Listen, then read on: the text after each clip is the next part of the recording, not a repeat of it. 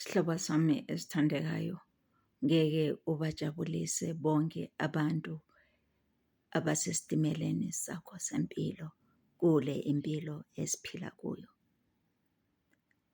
Ngoba uma wena uzofuna ukuthi ujabulise wonke umuntu, uyedwa vo umuntu ongazoze umjabulise ende obalulekile ende ozombhidliza ngalento yakho yokufuna ukujabulisa wonke umuntu.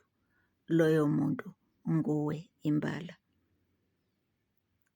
Uma wena ungumuntu ophilela ukujabulisa abanye abantu, ungazinaki wena ukuthi ujabulile na, kuzokuhlupha, kuzokubhidliza, kuzokushiya kukufahlazile, ungathi angikutshelanga. Kunabantu esiphila nabo kulesi sitimela sethu sempilo. Abantu abangenabo ubuntu. Abantu abathanda ukusebenzisa abanye abantu ukufinyelela lapho bona bafuna ukuya khona. Akuthathe akususe endaweni yakho umuntu akubeke kweyakhe indawo ngoba yena comfortable lapho akubeke khona. Kodwa wena ungekho comfortable, kodwa bese uhlala lapho wena ukuthi ujabulise lo muntu wena omthandayo. Kukanti yena akakuthandi lo muntu, uyakusebenzisa nje kuphela. Kumele siqaphele ngazo zonke izikhathi ukuthi siyathandwa na o siyasetshenziswa nje kuphela. Mase siwuqedile umsebenzi bazosilahlaza. Abantu abaningi bayalimala kuma-relationships ngoba besuke bacabanga ukuthi bayathandwa kanti bona bayasetshenziswa nje kuphela. Ma usumchaphisile umuntu kaThixo umfula ugcwele abese kubhabhayisa bese umangala. Kungenxa ngoba wena ngokwakho awuzithandi, isihlobo sami esithandekayo. Qala lapho kuwena ukuthi uzithande andubana wazi ukuthanda abanye abantu. Ubeke imigqomo nemibandela. Uthando lwakho kalube nawo ama-boundaries.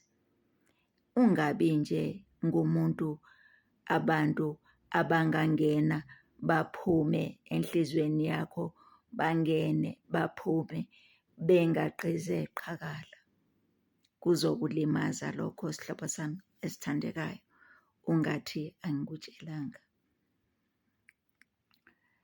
Uthando lolu engikhuluma ngalo lusuke lusiphazamise ngoba iningi lethu abantu asizange siluthole uthando ekukhuleni kwethu.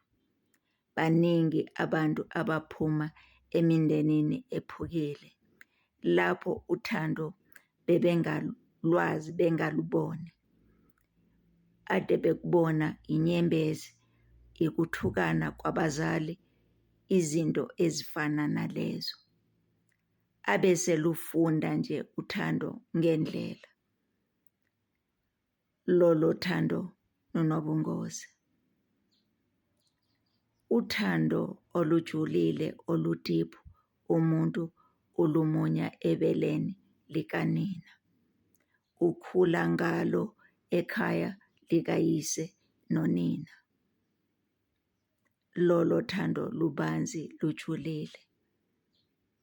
I-foundation yalo angeke yaqophunwa muntu. Bese lolu esilufunda ngendlela lunakho ukusiphunyuka. Kubalulekile ke ukuthi uma siludinga lolu thando siludinge ezindaweni eziright. Ngeke nje wahlangana lalo lolu thando ethaveni, eclub, esitaladeni nje uhlangane lalo lukubingelele lolo thando olujulile, oludiphu, olunoThixo, olunazo zonke izinto esizidingayo. Kumele uluguduze uze ulufumane, kodwa luqala lapho kuwena. Iba nalo before uhambe uyolufumana. Ngeke ulufumane wena ungelalo, ngoba lona luya-attracta olunye olufana nalo. Ngithemba siyazwisisana zihlobo zami ezithandekayo. Yebona uthando lungumanqoba, luyaxolela, luyimfudumezo, lunaphakade, alugcini maqubu. Ilolo thando esiluzwa eBhayibhelini eliyingcwele, esiludingayo mihla ngemihla. Lolo thando kumele luqale kuthina, bese lezi ezinye izinto zibe yibonus. Ngiyabonga zihlobo zami.